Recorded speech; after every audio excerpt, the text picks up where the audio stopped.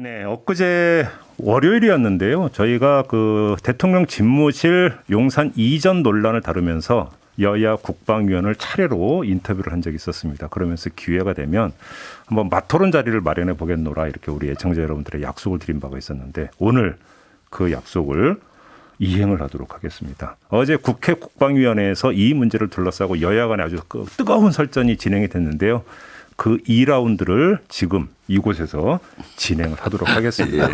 그래서 여야 국방위원 두 분을 스튜디오로 모셨는데요. 바로 월요일에 그 전화로 모셨던 두 분 그분들입니다. 한 분 한 분 소개를 해드리죠. 먼저 민주당의 김병주 의원 모셨습니다. 어서 오세요. 네, 안녕하세요. 김병주입니다. 네. 그리고 국민의힘의 성일정 의원 모셨습니다. 어서 오세요. 예, 안녕하십니까. 성일정 의원입니다. 이게 워낙 이제 큰 논란거리가 되다 보니까 최대한 단순화해서 제가 좀 항목을 먼저 말씀드리니까 자유롭게 좀 이제 그 의견을 좀 밝혀주시면 될 것 같은데요.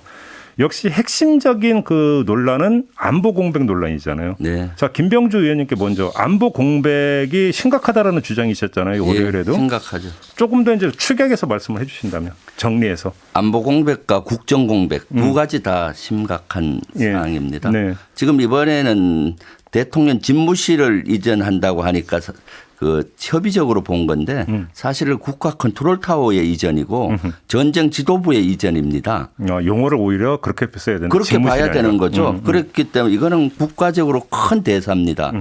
먼저 그 청와대 집무실 이전에서 국가위기관리센터가 이전을 해야 되잖아요. 거기서 모든 국가의 컨트롤 위기를 관리하는데 그것이 물리적으로 되지가 않습니다. 왜냐? 거기에서는 한 60개 이상의 다른 체계망을 가지고 있고 60개 이상의 분야의 위기를 관리하고 있습니다. 그러면 5월 10일 공공시까지 거기서 그대로 임무를 해야 되고요. 국방부에 그 장비를 이전할 수는 없습니다. 그럼 국방부에 새로운 장비를 그대로 설치를 해야 되는데 그것이 물리적으로 3개월이 걸린다는 겁니다. 새로운 장비를. 그러면 공백이 필연적으로 지금 로드맵대로 가면은 그런 장비나 시스템 없이 하니까 공백이 생기는 거고요. 국방부 자체 내에는 청와대 기준의 여러 가지 방어 시스템이나 보안 시스템이 갖추어지지 않고 있습니다.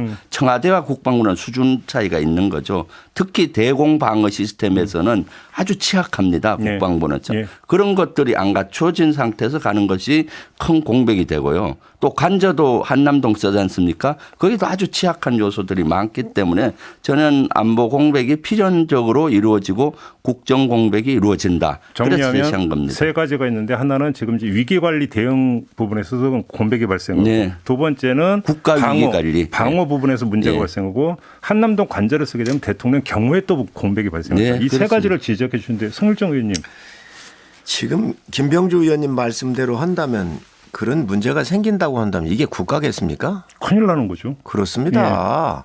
국가는 청와대뿐만 아니라 곳곳 요소에 똑같은 시스템대로 전시를 대비해서 늘 준비가 되어 있습니다. 복수다. 그렇습니다. 그런데 지금 여기 장비를 설치하는데 무슨 뭐 3개월이 걸리고 한다는 거 지금 우리 김 의원님 사성장군이신데 이 국가는요. 군 관련되는 특수망을 사용하는 게 있고 KT의 망을 사용하는 망이 틀립니다. 그래서 이런 것 같은 경우는 위기 관리 같은 때 있었으면은 이 데이터 수신 장비 하나만 들고 가면 어디든 잭으로 연결하면 다 쓸 수 있는 겁니다. 예를 든다고 하면 청와대 빵카나 합참의 빵카나 아니면 제3의 빵카 같은 경우가 있는데 다 연결이 돼 있잖아요. 만에 하나 지금 이 어떤 특정한 상황 같은 경우가 발생이 돼서 이러한 시스템이 작동되지 않는다고 한다면 이건 국가가 아닌 겁니다. 군에 지금 뭐 30년 이상을 근무하셨잖아요. 그렇기 때문에 지금 우리 김 의원님 말씀하시는 게 상당히 틀리다는 말씀을 분명히 말씀을 드리고요. 어제도 국방위에서 합참에서 나와가지고 지금 합참은 옮기지를 않습니다. 이사를 안 갑니다. 예. 그 안에 25% 정도만 공간 조정만 하는 거예요. 그리고 그 벙커가 다 작동되고 있고 하기 때문에 국가의 안보에 문제 있냐고 물었을 때 평신은 합참이 국가 안보를 다 책임지고 있지 않습니까? 문제 없다라고 이제 분명히 국민들한테 대국민 보고를 했거든요. 그럼에도 불구하고 이걸 가지고 지금 뭐 위기가 있느니 안보에 공백이 있느니 얘기하는 것은 문제가 있다. 아니 민주당이 북한에서 포를 쏘고 극초음속 해도 도발이라고는 말도 못하지 않았습니까? 이 청와대가. 그런데 이사하는 문제를 가지고 왜 이렇게 방해하면서는지 분명히 이 입장을 저는 정리를 해달라고 말씀을 드리고요. 이 부분에 대해서는 이사하는데 다소 불편함은 있을지 모르지만 국가 안보에는 전혀 문제가 없는 사항입니다. 성일종 의원님 말씀하신 거는 50년 전 얘기를 하고 있습니다. 아, 그래요? 예. 지금 안보는 예. 예전에 안보는 전쟁에만 국한이 됐죠. 지금은 평시 안보로 확장이 많이 됩니다. 지금 사이버 공간에서도 전쟁이 일어나고요. 네. 평시 테러라든가 지금 코로나 같은 이런 재앙들 기후 위기 이런 것들이 다 안보 사항이에요. 잠깐만요. 그럼 의원님 제가 우리 애청자 이해를 돕기 위해서 제가 한번 예를 들어서 그럼 확인 질문을 드리겠는데 그게 예를 들어서 이제 지금 합참에 이제 설치되어 있는 뭐 예를 들어서 연락망만 예를 들면 지금 군으로 한정이 되어 있지만 그렇죠. 청와대에서는 예를 들어서 뭐 그러니까 세월호 참사를 그러니까 떠올리면 해경하고도 수시로 연락을 해야 되고 그렇죠. 경찰하고도 연락을 해야 되고 행안보면 이런 연락망이 군으로 한정이 되는 게 아닌데 이게 지금 합참에 있느냐 이 말씀을 하시는 거죠? 예, 그렇죠. 예를 들면은 이런 거 세월호든 산불이든 다 통제해야 되잖아요. 예. 합참에서는 제한된 연락망만 있고요. 하려면 모니터링이랑 모든 걸 해야 되는 겁니다. 그렇기 때문에 합참은 육해 공군의 그런 그 시스템은 다 가지고 있는데 나머지 분야는 연락책 정도만 되지 그런 걸 통제할 수 있는 수단이 없어요. 그러니까 합참에 가서 한다는 것은 안보에 대한 개념을 너무나 안일하게 생각하는 것이죠. 알겠습니다. 이건 상일정 의원님 반론을 좀 들어보겠습니다. 지금 아니 김 의원님 데이터 수신 장비 하나 007 가방 정도 하나 갖고 가면요. 어느 모니터든 꽂으면 다 되게 돼 있습니다. 행자부 시스템 다 연결돼 있지 않습니까? 재난 시스템. 지금 그게 그래서- 합참에도 연결이 돼 있다고? 아 그러면요. 그게 안 돼 있다고는 국가가 아니에요. 이 대한민국을 지금 너무나 뭐로 알고 컴퓨터나 계십니까? C4I 체계에 대한 이해가 국민의힘이나 저기 너무 부족한 것 같아요. 잠깐만요. C4I 체계는 군에 관련된 체계고 지금 위험관리 시스템에 대한 것은 행자부 재난관리 시스템 여러 가지가 뭐 몇십 가지가 되지만 이런 것들을 잭 하나 꽂으면 되는 겁니다. 그래서 다 연결할 수 있어요. 만약에 그게 아니라고 하면 국가가 아닌 거예요. 큰 재난이 났는데 군이 투입 안 할 수 있습니까? 참. 이 문제는 어찌 본다면 논란 벌일 게 아니라 가서 확인하면 금방 그렇습니다. 나오는 건데. 그거는 그렇잖아요. 예. 지금 여기서 논쟁할 게 아니거든요. 예, 사실은. 그렇습니다. 다 확인만 돼 하고 있습니다. 실제 이런 걸 하게 되면 현장에 가서 실사를 하고 전문가 의견을 듣고 하면 예산도 나오고 소요기간도 금방 나오는데 이런 자, 과정이 전혀 없었다는 제가 겁니다. 한 말씀만 더 예, 드리겠습니다. 예. 국가안보는 5월 9일 11시 59분 59초까지 문 대통령께서 책임을 지시게 되어 있습니다. 그렇죠. 그거 책임만 주시면 돼요. 그 이유는 취임하는 윤 당선자가 하시는 겁니다. 그러면 5월 9일 자정까지 대통령께서 문 대통령 퇴임하시는 대통령께서 책임지고 계신데 거기까지만 해 주시면 되는 겁니다. 빈틈없이. 지금 성일종 의원님 너무 정확한 말씀을 해 줬어요. 5월 10일 00시까지는 책임의 문제잖아요. 지금은 책임이 누구가 있겠습니까? 문재인 대통령. 모든 것은 지금 문재인 대통령과 국방부 장관이 합참부장에게 있잖아요. 책임도 못 지는 책임과 권한은 같이 가는 거거든요. 지금 문제가 생기면 문재인 대통령 책임지는데 자꾸 당선인이나 책임도 못 질 사람이 이걸 옮겨라 뭐라 그 공백이 생기는 걸 하니까 그건 문제인 거죠. 하고 싶으면은 5월 10일부터 하세요.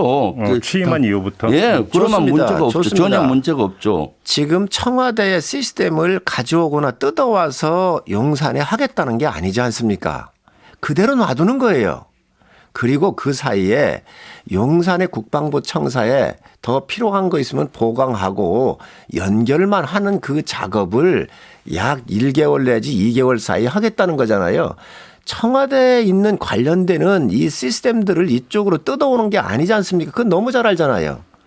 예를 들어서 그걸 뜯어온다고 한다면 그게 말이 되겠습니까? 알겠습니다. 자, 그러면 그러면 그러한 기간 인프라가 다 갖춰져 있다는 거지요. 상일정 의원님께 조금 전에 이제 김병주 의원이 뭔가 주장하신 내용 중에서 반론을 안 펴신 걸 제가 한번 환기시켜드리면 한남동 공관 경호 문제를 제기했는데 이거 어떻게 보세요? 한남동 공관은 예. 지금 육군 참모총장이 쓰고 간혹 쓰는 곳이죠. 간혹. 간혹 쓰고 있는데 그렇습니다. 입주해 있는 게 아닙니까? 그렇습니다. 육군 참모총장은 지금 계룡대에서 근무를 하고 있잖아요. 그래서 서울 출장 올 때 한 달에 한두 번 정도씩 쓰는데 비교적 여기에도 군에서 관리하는 시설 범위 내에 있기 때문에 예. 보안 부분에 대해서는 큰 문제가 없습니다. 그리고 새로 취임하는 대통령께서 이 경호는 알아서 하시겠지요. 경호부대도 할 것이고 그것까지 범주까지 넣어가지고 이게 국가 안보가 있다고 하는 것은 취임해서 대통령의 문제지 이 정부가 걱정해 줄 문제가 아닙니다. 알겠습니다. 대통령의 안위는 국가 안위와 직결됩니다. 저는 국가 안위를 위해서 평생 일했던 사람입니다.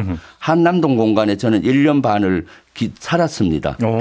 육군 총장 공간 바로 앞이 연합사 부사령관 공간이에요. 붙어 있습니까? 예. 예. 거기는 너무 취약합니다. 거기서 바로 민강 주변이 붙어 있고요. 네. 그 뒤에 매봉산이 있습니다. 네. 거기 아파트 지역에서는 다 내려다 보이고요. 어. 하다못해 연합사 부사령관 공간에서 보면은 육군 총장 공간이 좀 저지되어 있어요. 일거수일투족이 다 보여요. 저 집에 손님이 누구 오는구나, 불이 몇 시에 꺼지는구나 이렇게. 그러니까 실내까지 다 들여다볼 수 있다. 유리창까지 보이는 거죠.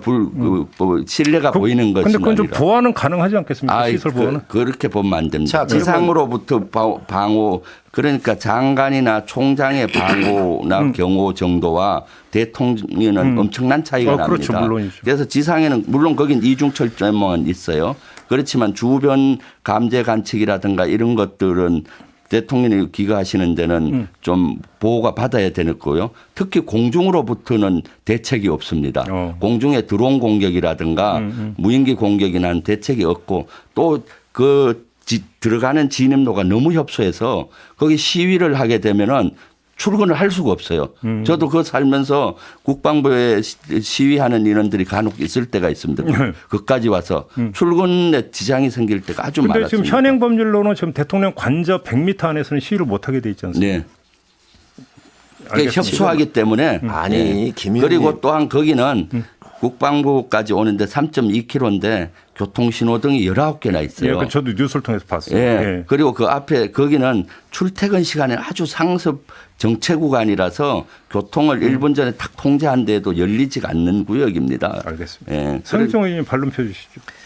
지금 공중인이 뭐 여러 가지 경호 문제 얘기를 하시는데 청와대보다는 못하겠지요. 그러면 육군 참모총장 이 중요 인사가 거기에 서울 오면은 늘 관사로 쓰고 그랬는데 그러면 지금 국방 체계가 엉망이었다는 겁니까?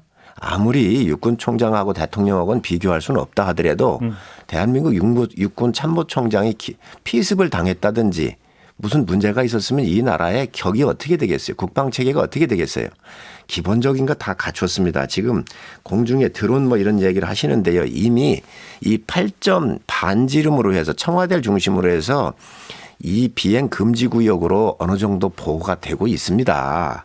그리고 앞으로 이 부분으로 가시게 되면 좀 더 보강을 하겠지요. 알겠습니다. 이러한 지역적인 문제를 가지고 지금 이 문제를 접근해서는 안 되고요. 그러니까 보강을 하면 안 되고 가기 전에 보강하고 자, 가야죠. 이 문제 나왔으니까 제가 맨 네. 끝날 때쯤에 마지막으로 드리려고 했던 질문을 좀 당겨서 미리 드릴게요. 네. 그러니까 지금 인수위발 뉴스를 보면 물론 사실 확인은 필요합니다만 만약 이게 협의가 안 돼서 그러니까 새 정부 출범한 이후에 이전을 만약에 한다 하더라도 윤석열 당선인은 청와대로 입주를 하지 않고 이사 갈 동안에는 지금의 그냥 자택에서 출퇴근한다라는 계획이 지금 나왔는데요.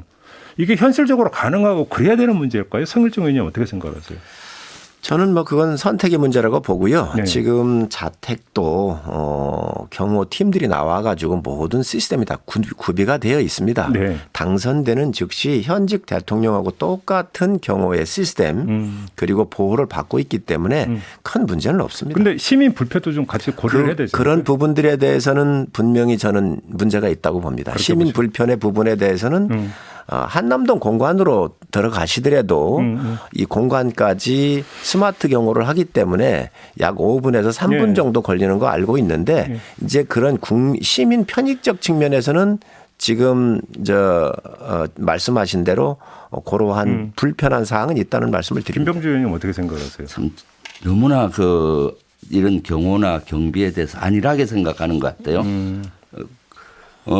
거기서는 사실은 대통령 임무를 제대로 수행할 수가 없습니다. 지금 자택에서는 예. 예. 자택에서 하려면 모든 시스템을 갖춰야 되잖아요. 야간에도. 그럼 다시 몇 달 쓰기 위해서 쓰는 것도 문제고 또 대통령이 그 저녁에 주무신다면은 방탄이라든가 방폭유리라든가 이런 게 돼야 되고 또 도청 이런 염려도 있죠. 아, 예. 반대편에서 아파트 거리가 가깝잖아요. 요새는 도청도 300~400m에서 할 수가 있습니다.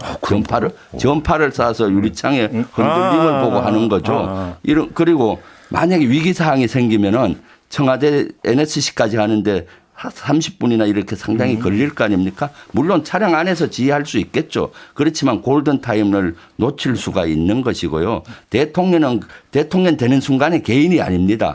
본인의 안위가 국가와 안위가 직결되기 때문에 거기서 한다는 것은 대통령의 업무를 제대로 하지 않겠다는 거와 알겠습니다. 마찬가지죠. 김 의원님. 국민들이 얼마나 불안하게 생각하겠습니까? 김 의원님 그런 네. 상황이 오면요 합참으로 가거나 아니면 저 남태령 같은 전쟁 주의소 같은 데 충분히 들어가서 다 할 수 있습니다. 그 꼬투리 잡아가지고 문제는 뭐냐. 이 신구 권력에 있어서 갈등이 더 큰 안보 공백입니다.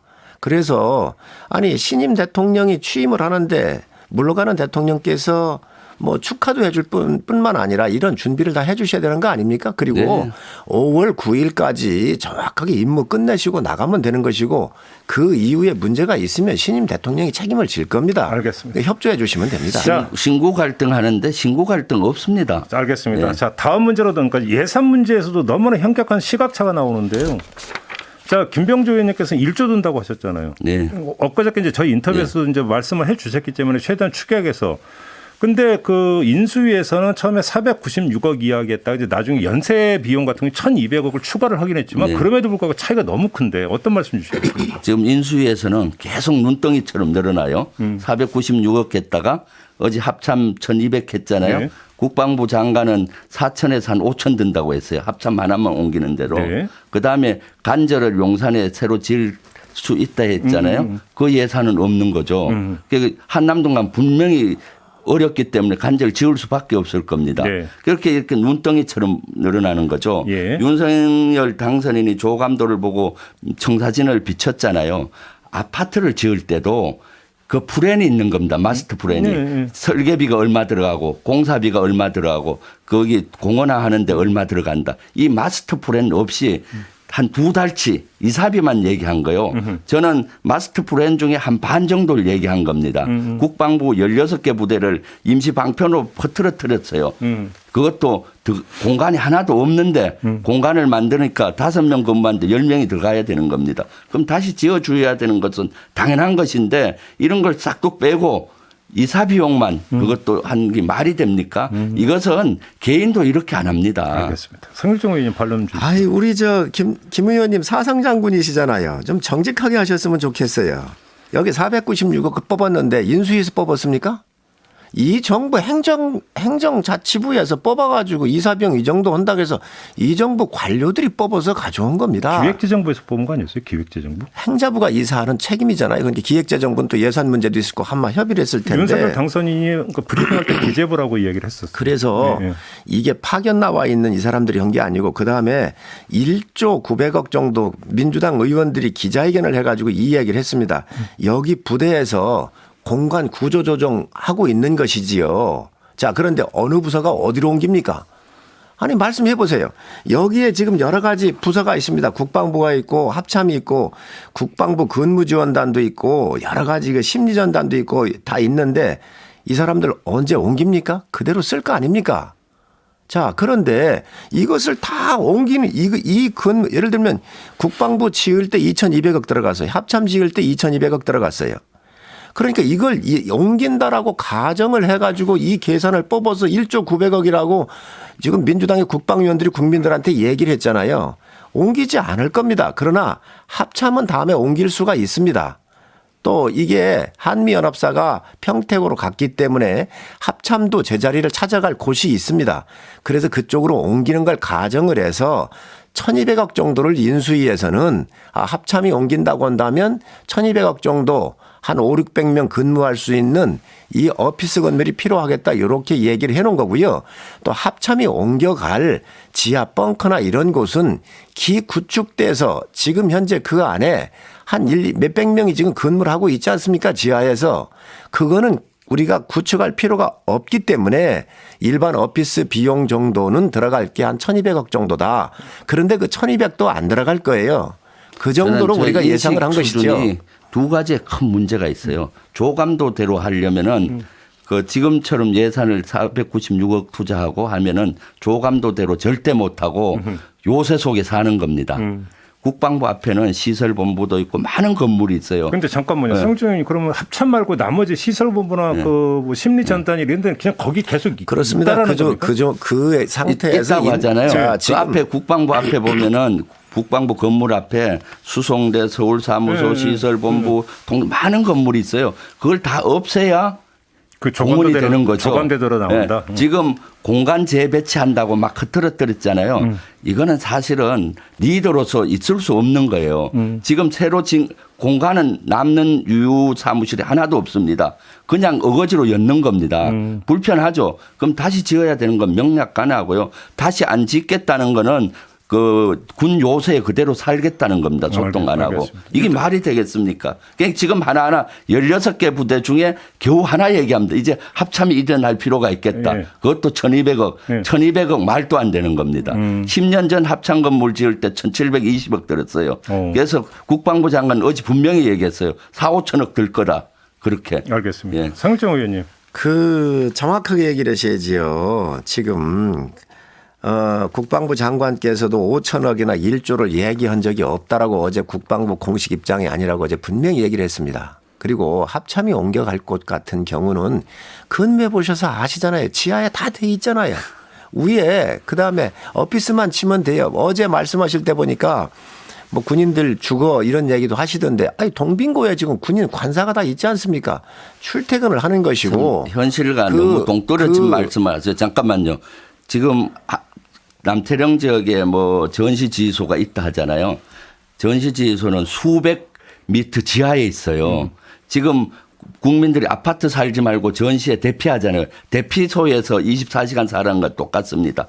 북한도 그런 지하 갱도에는 평생 안 살아요. 위기 심한 훈련 때까지. 미국도 마찬가지입니다. 거기에 지금 가서 살으라는 겁니다. 알겠습니다. 이게 말이 되겠습니까? 지금 어떻게 이렇게 군을 너무나 모르는 것 같아요. 모르는 게 아니라 사성 장군이 좀 책임 있는 얘기를 좀 하세요. 왜 그러냐면 지금 작전 장교 정보 다루는 이런 사람들 지금 지하에서 근무 안 합니까? 그리고 전시 대피소 1년 걸릴지 2년 걸릴지 모르는데 거기에 정부의 중요한 인사들이 다 그쪽으로 이동하게 돼 있는데 그 오랜 기간 동안 작전할 때 거기 들어가 사셔야 되는데 거기가 그분들이 사실 수 없는 곳이라고 한다면요. 지금 군인들이 거기에서 근무하고 있지 않습니까? 자, 지하에서. 자, 시간이 지금 저희가 다 돼가지고 이거 뭐 이제 시작하니까 끝내야 되는데 저도 드릴 그러니까 공통 질문이 많은데 생략해야 될 것 같고요. 시간이 다 됐어요. 그래서 두 분께 우리 애청자 여러분들이 보내준 의견이 있는데 개별 질문을 드릴 테니까 답변을 30초로 좀 제한해 주시고 이걸 마무리 발언으로 하도록 하겠습니다. 먼저 김병주 의원님 8821님이 어떤 의견 주셨냐면 그래도 민심이 정권 교체였으니까 새 정부가 하고 싶은 대로 좀 최대한 협조해 주는 게 현 정부 의무 아닙니까? 이런 의견을 주셨는데 답변 주시죠. 지금 당연히 협조를 해야죠. 협조를 하고 있습니다. 네. 그런데 안보 분야 이런 것은 공백 없이 또 대통령이 이 국방부로 가더라도 안전하게 해야 된다는 거죠. 진짜로 윤석열 대통령을 위하는 건 저인 것 같아요. 안전하게 하고 시설을 갖추고 가라. 알겠습니다. 당선인 측은 저는 이해가 안 가요. 왜 이렇게 안전하지 않는 상태에서 대통령을 내몰고 있는지. 네. 자, 이번에는 그 성일정 의원님께 4599님이 보내주신 의견, 그러니까 질문으로 드리겠습니다. 아니, 안전하게 천천히 하면 되지 않나요? 뭐가 그리 급해요라고 지금 질문 주셨습니다. 그 말씀 주실 수 있습니다. 예. 그러나 지금 30년 동안 김영삼 대통령부터 청와대를 국민들한테 돌려드리겠다 그랬잖아요. 나오려 그랬잖아요. 다 한 번 들어가면 나오기가 어렵습니다. 그렇기 때문에 요 인수위 기간 동안에 준비를 해서 아예 5월 10일부터 돌려드리겠다라고 약속을 지키는 게 더 중요하다. 그리고 청와대를 돌려드리면 엄청난 경제 효과가 나타납니다. 알겠습니다. 이 부분도 고려하셔야지요. 아쉽지만 이렇게 인터뷰가 아니라 토론을 좀 마무리를 해야 될 것 같습니다. 두 분 수고하셨습니다. 네, 감사합니다. 국회 국방위 소속 국민의힘 성일정 의원, 민주당 김병주 의원과 함께했습니다. 고맙습니다. 네, 감사합니다.